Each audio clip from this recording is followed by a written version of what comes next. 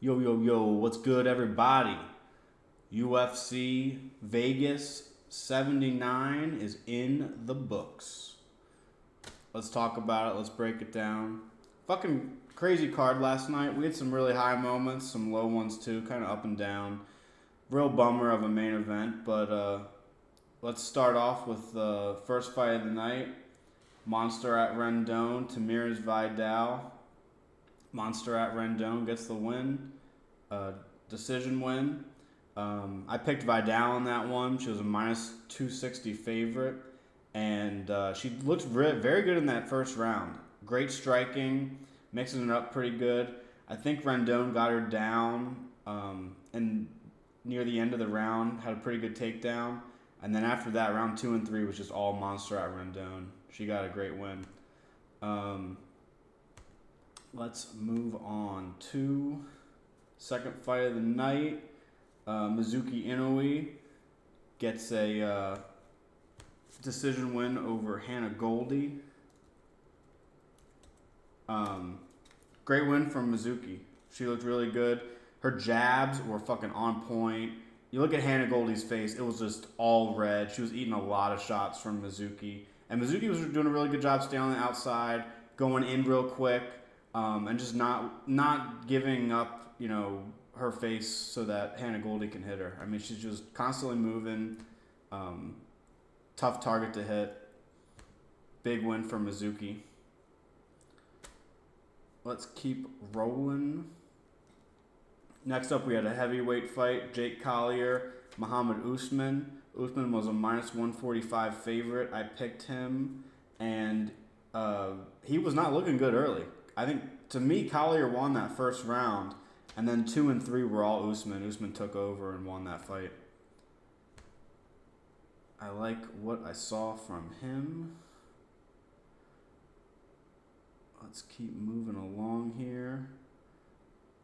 Our next one was Jacob Malkoun, Cody Brundage. This one ended very quickly due to disqualification. I had Malkoun in that one. I'm sure most people did. He was a minus 600 favorite. Pretty sure he was the biggest favorite on the card. Yeah, looks like it. So that was rough. But next up, we had the fucking best one of the night, in my opinion. God damn, was this fucking insane. Tim Means, the Dirty Bird, plus 140 dog, goes out there and gets the fucking first round knockout. 20th knockout of Tim Means' career. Actually, you know what? I think it was round 2. It was round 2. I apologize for that. Sorry, I'm waiting. Taking me forever to get this shit up. I should have had it up before this started.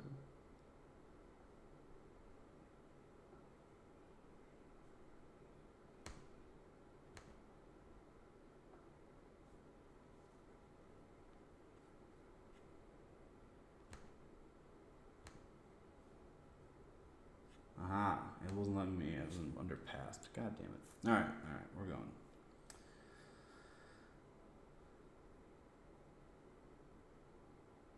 Oh, I'm sorry. It was around 3 KO for Tim Means.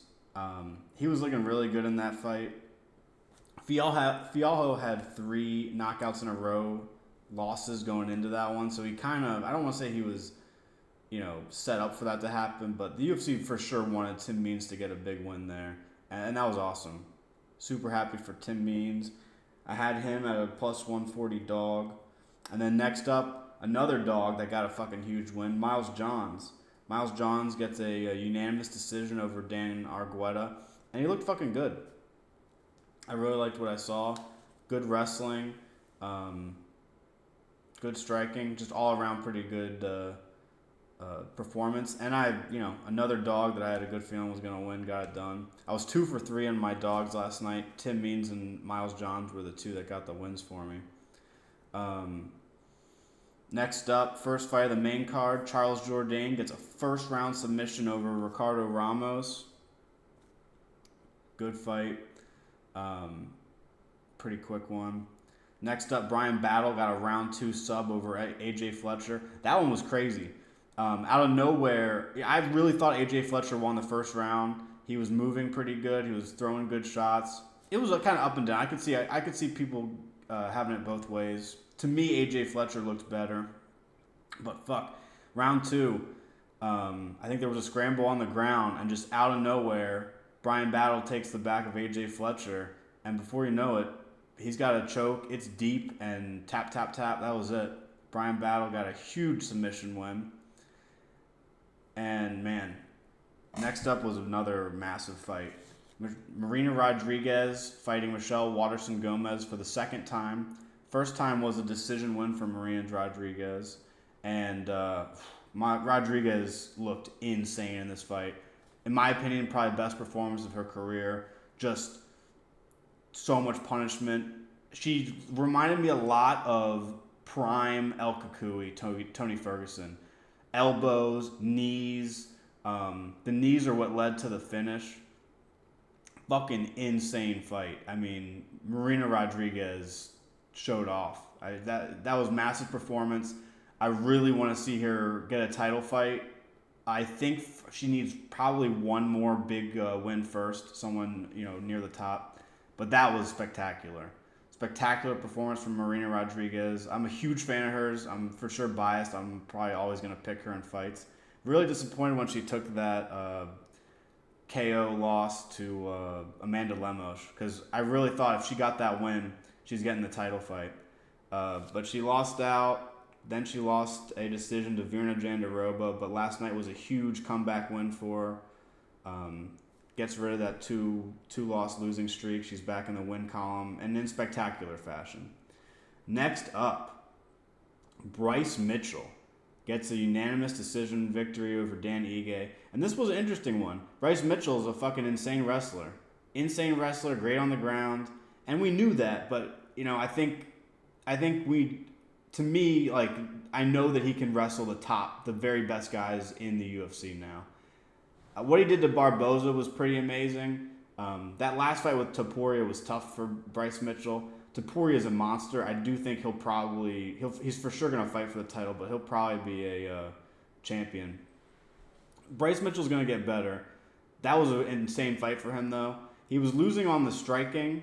Ige was doing great whenever they were standing, but Bryce Mitchell did such a good job wrestling. Ige did not get very many opportunities to do much on the feet. Bryce Mitchell's right eye, I want to say in the second round, was just completely covered in blood, unopenable. The doctor had to come in and look at it. Doctor said it was fine, but he could not open his eye whatsoever. Dan Ige was just throwing left hands and landing them clean, and Bryce Mitchell couldn't even see him because his fucking right eye was covered in blood, completely closed. Dan Ige looked good on the feet when he got his chance to shine, but Bryce Mitchell just took over that fight with wrestling. Spectacular performance by Bryce Mitchell. I fucking have said spectacular too many times. Let's do something else. All right. Well, nothing spectacular about this main event. Very, very sad ending. Fiziev, I'm not sure what the injury was, but had a really he throws a kick. Gamrot blocks it with, I don't know if it was one or both elbows made contact, but blocks it with an elbow. And Fiziev immediately goes down in severe pain. It was called a KO for Gamrot, but it reminds me of the Sean O'Malley fight where it was due to injury, and I think it wasn't just a straight up KO. It kind of sucks for Fiziev because dude's had some insane fights against killers and hasn't been KO'd, and fucking now he's got a KO on his career, even though he fucked up his leg, and who knows how long he's gonna be out. Fuck. I mean, I huge respect to Fiziev. I'm a huge fan of his. Today's gonna be a real sucky day for him. Probably gonna have a couple of sucky weeks, but hope he makes a quick recovery. I can't wait to see him back in there. I hope he's even better than before. T's and P's. Get better, dude. But that was it. That was Fight Night. Fiziev versus Gamrot. Pretty fucking good card. Not the best. It was good. The DQ sucked. That ending with Fiziev Gamrot really sucked. But really had some fun performances. Jourdain, Miles Johns, Tim Means, whenever he's in there, is fucking awesome. Muhammad Usman, Kamaru Usman's brother, got a win. Love the performance from Marina Rodriguez. I think she's making her way back to a title shot. Well, she's never had a title shot, but she's climbing the ladder once again. I do think she needs one more win, but I think she'll get it. I think there's a lot of tough matchups in that division, but I think she's going to get a lot better because of those losses. She looked insane last night. Bryce Mitchell went crazy on the mic after, but dude had a really good performance. He's got a tough opponent ahead of him. Probably, I would think someone with a number next to their name this time. Probably a top 10 number if I had to guess. And that's it for that card. Yesterday was pretty interesting, up and down. There was also some really big UFC news last night, or this past few days. So let's go into that real fast. UFC announced for the UFC 295 co-main event, Yuri Prochazka and Alex Pereira. What a fight. I like Alex in this fight quite a bit. He's a beast. He's got insane power. He also trains with Glover Teixeira, and Glover fought Yuri. Yuri took the belt from Glover, and that was a fucking insane fight. I'm going to have to watch that one back. You guys should too. What I noticed a lot, Yuri got cracked a lot of times. He got dropped multiple times. I guess we're going to learn, does Pereira have more power than Glover? I think Pereira is probably going to be a much better striker in there than Yuri. Than Yuri, but also than what we've seen from Glover. The question of the power is tough. I want to say Glover has more power just because he's a more natural 185er, or 205er, but who the fuck knows? So Yuri's a plus 124 dog in that one. Alex Pereira is minus 160. I like Pereira. Minus 160 quite a bit. And then the main event for that fight, John Jones, Stipe. John Jones is minus 440. Stipe is a plus 310 dog. That's an interesting one as well. Now, let's go to the big ones that they just announced. They just announced a bunch of fights for UFC 296, and fucking, they're hot. I guess we'll start at the bottom and make our way up. Ian Gary, Vicente Luque. That's a good one. I like that one quite a bit. Vicente Luque is one of those guys that probably a lot of people aren't going to know, but he gets a lot of finishes. He had a couple of rough ones in a row, but he's still up there where he could still make a title run. He could still make a run for the belt. Coming off a unanimous decision win over RDA. That was August 12th. That was just a little over a month ago. Before that, he had 2 losses in a row. Decision loss to Bilal Muhammad, and then a year ago lost to Jeff Neal. Got knocked out in the 3rd round. But he had a really nice streak going before that, and dude's got a lot of good wins.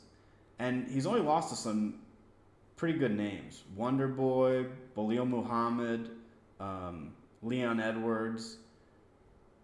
And, wins over Mike Perry, Brian Barberina, Jalen Turner, knocked out Jalen Turner back in 2018, Nico Price, Michael Chiesa, Tyron Woodley, Randy Brown, and like I said, coming off a decision over RDA.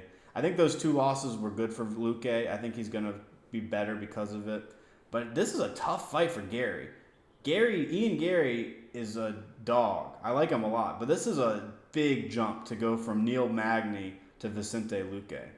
This is going to be really interesting. Ian Gary's undefeated, 13-0. I like him a lot, but this is tough. Vicente Luque is a finisher. Vicente Luque knocks people the fuck out. 11 knockouts, 8 submissions for Vicente Luque, and a lot of finishes in the UFC. We don't see this many guys with finishes. Round 1, submission over Michael Chiesa. Round 1, submission over Tyron Woodley. Round 2 knockout Randy Brown. Round 3 knockout Nico Price. Round 3 knockout Brian Barberina. Round 1 knockout Jalen Turner. Like, those aren't just anybody. Those are names. He knocked out Belal Muhammad back in 2016 in the first round. Choked out Nico Price in the second round. This is not a guy to sleep on. They haven't released the odds for this one yet, but I'm going to be very interested to see where it is. I would for sure favor Vicente Luque, but it might be close. People are going to like that 13-0 from Ian Gary, but this is easily his toughest fight so far. Vicente Luque has struggled with guys that are taller than him and that have a bigger reach, and Ian Gary is definitely going to be one of those guys. This is a very interesting one. If Ian Gary gets a really good win here, he could be knocking on the door for a title soon. That's a big fight. I like that. And then this next one is crazy. Tony Ferguson, Paddy Pimblett. Holy shit. So, Paddy the Baddy is making his way up. And as he's going up, Tony Ferguson's been going down. Tony Ferguson's on a 6-fight losing streak. Paddy the Baddy has 4 fights in the UFC. 3 of them were finishes. His first fight, he knocked out Luigi Venturamini in the first round. Then he got 2 subs in a row. Submitted Rodrigo Vargas in the first round. Then he submitted Jordan Leavitt in the second round. And he's coming off a unanimous decision win over Jared Gordon. That was back in December 2022. So Paddy's taken a whole year off. Last fight was December 2022. Now he's fighting December 2023. Paddy's young. He's getting better consistently. And as he's getting better, Tony Ferguson is going downhill. But let's remember, Paddy Pimblett has not fought anybody, anywhere near the talent of Tony Ferguson. So let's look at Tony. Tony's 39 years old. 28-year-old Paddy Pimblett versus 39-year-old Tony Ferguson. That's a huge age difference. That's 11 years younger for Paddy. And let's look at, so the last couple fights, the last 2 fights in particular of Tony Ferguson are what I don't like. Submitted by Nate Diaz in the 4th round, and submitted by Bobby Green. One thing I've seen from Paddy, he seems to be getting better and better at submissions. That seems to be the main thing he's working on right now, and I like that. And I also think that that's the way to victory in this fight. Tony Ferguson's last win was a knockout over Donald Cerrone back in 2019. Before that, Anthony Pettis knocked him out. But those are a lot of names that aren't fighting anymore or aren't in the UFC. The last win that he has that's currently a UFC guy is Rafael dos Anjos, RDA, and that was back in 2016. So, I love Tony Ferguson. 12 KOs, 8 subs. This is not going to be an easy fight for Paddy. I mean, just because Tony's on this bad losing streak, it doesn't mean he sucks. It just means he's not the guy he used to be. That knockout against Justin Gaethje was rough. And also, on top of that, he just put a lot of miles on his body through all the wars he's had. Tony has probably been one of the most entertaining fighters we've ever seen in the cage throughout his entire career. Every one of his fights is fucking amazing to watch, win or lose for him. And you look at the fucking streak he went on, that's pretty unheard of. 12-fight win streak in arguably the toughest division in the UFC at the time. And a lot of good names on that list of wins. Gleason Tebow, Josh Thompson, Edson Barboza, RDA, Kevin Lee, Pettis, Cerrone. I mean, some of those guys may have been older when he fought them, but still dudes. Huge Ferguson fan. I don't even know how I want to pick this one. But I just think, and I can't go against Paddy. Everything about Paddy, the UFC wants him to be a star. They're making a fight that he can go in there and finish. I like Paddy by submission in this one. All right. Another one they just announced. Shavkat Rakhmonov and Wonder Boy. Now this is a fucking good one. This is a really good one. I'm a huge Wonder Boy fan. Dude is a legend. Living legend in the UFC. 40 years old. 8 knockouts. Only been knocked out one time. That was to Pettis back in 2019. Up and down, but man, a lot of really good wins on this guy's career. Knocked out Johnny Hendricks round 1. Knocked out Robert Whittaker round 1. Beat Rory McDonald. Beat George Masvidal. Beat Vicente Luque. I mean, those are fucking tough guys. Beat Jeff Neal. Knocked out Kevin Holland in his last fight. Wonder Boy can surprise people, especially when they don't think he's going to. He has won a lot of fights as an underdog, and he's going to be an underdog in this fight for sure. Shavkat Rakhmonov is 28 years old, 17-0, 8 knockouts, 9 submissions. He's finished every single fight he's been in. Came into the UFC in 2020. He has 4 fights in the UFC, 4 subs, and 1 first round spinning hook kick knockout. But this is definitely the best name that he's fought so far. Last fight was a submission win over Jeff Neal. Before that, submitted Neil Magny. I like those quite a bit, but this is going to be a whole nother test. Wonder Boy is very hard to get down. Wonder Boy has extremely good wrestling defense. He's also a very high-level striker. Great fight. Great fight. Not sure how to pick this one. I really don't know. But it's tough to go against a 17-0. And not only that, but every fight being a finish. Like, what the fuck? You don't see that very often. That's fucking insane. And you really don't see that when guys get into the UFC. There's a lot of guys that in the local scene get a ton of knockouts or get every fight a knockout or finish.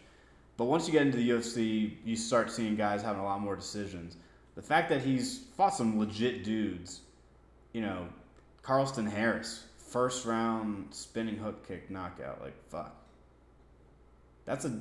Charleston Harris would beat up fucking most people. Gets knocked out first round. I like Shavkat quite a bit. I think we're seeing a champion in the making. Maybe even a superstar. He's good everywhere. Insane striking. Great submissions.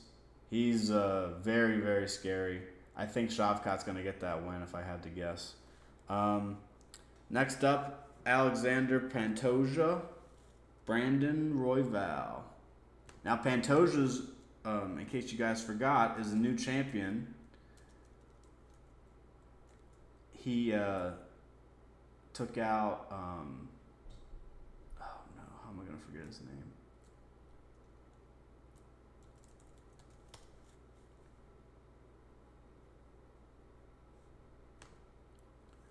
Alexander Pantoja, the cannibal. Brandon Moreno.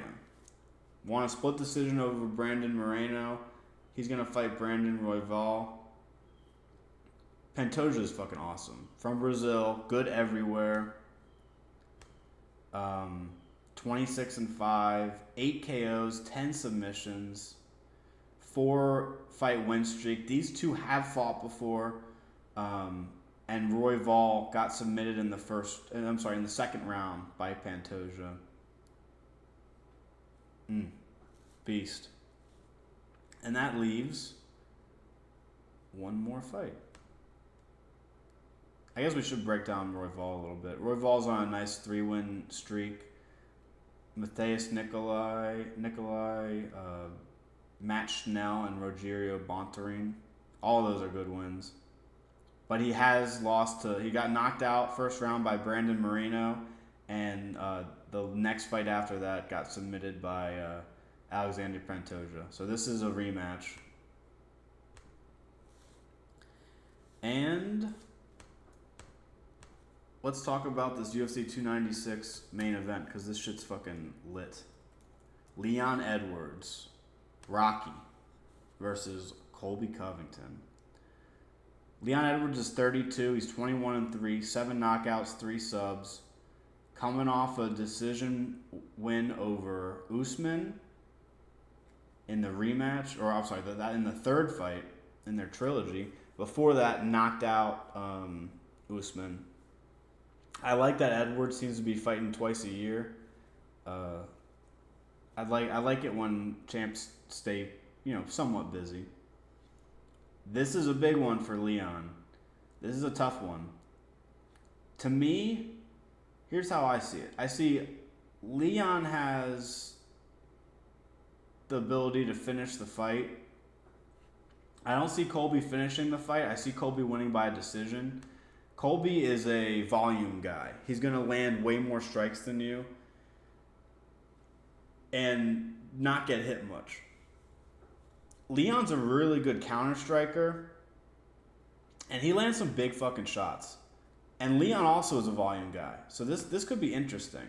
I do think, though, it's funny that as soon as Kamaru loses, boom, Colby's the next guy getting the shot. I do think the UFC wants Colby to get the title.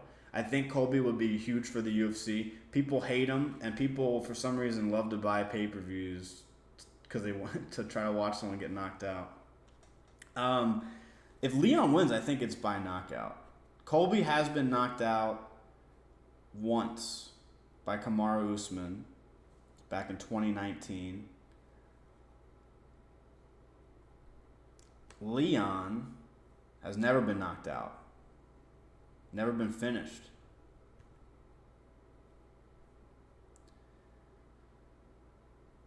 Colby's only has 3 losses. 2 of them are to Kamaru Usman. One was to Warley Alves. On paper, there's nothing insane about Colby, but he's a really good fighter. To me, the big thing with him is volume. I think Leon's going to be a tougher fight for him just because I think Leon is the better striker in this fight. For sure. I think Colby touches people a lot, but I just think Leon is a showstopper. He lands big shots. Colby can try to land all the volume he wants, but he's going to get hit with some big counters. It'll be interesting if the wrestling of Colby comes into play. Leon seems to have very good wrestling defense. I could see that fight going either way. Well, I don't know what else you guys want. I think that's it for me here. Fucking good shit. I'm excited for everything the UFC's got going on. Don't have any fights this week. But next time the UFC comes back, we got a good one that night. We got Grant Dawson versus Bobby Green. And that same night, Bellator 300. And that's a good one. Usman Nurmagomedov is fighting in the main event against Brent Primus. I like that one. Usman is a beast, undefeated. He's extremely good wrestler. Very similar to Khabib as far as style goes and what you can expect to see from him in there. Brent Primus, do not sleep on Brent. I'm sure he's a huge underdog. I haven't seen the numbers on it yet. Probably not. You're probably not able to bet on it yet. It's too early, too far out. But Brent, I could see Brent, winning by a crazy knockout or something. Brent knocked out Aaron Pico. No, I'm thinking of somebody else. Brent has some big wins. Very interesting Bellator card. In a couple of weeks, you can watch my video when I break it down. Probably about a week from now, I'll have that shit out. All right, guys. Thanks for watching. You appreciate the content, give me a like, give me a follow. See you guys around. Peace.